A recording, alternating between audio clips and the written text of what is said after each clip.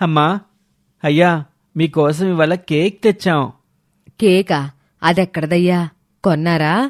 దీన్ని కొనలేదమ్మా, చెత్త కుండీలో ఇనుము కోసమని వెతుకుతుంటే ఈ సగం కేకు అప్పుడే ఎవరో కొందరు పడేసిపోయారు. తీరా చూస్తే అది బాగానే ఉంది. అందుకే మనందరం తినాలని తెచ్చాం.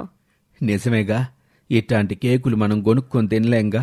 ఏదమ్మా, పెసరంత ముక్కియవే, దాని రుచి ఎట్టా ఉండదో సోత్తాను అని అనటంతో ఆ పిల్లలు తమకి దొరికిన ఆ కేక్నే అందరూ షేర్ చేసుకుని తిన్నారు. వీరు చోటు అయితే ఆ కేక్ తిని చాలా సంబరపడిపోయారు.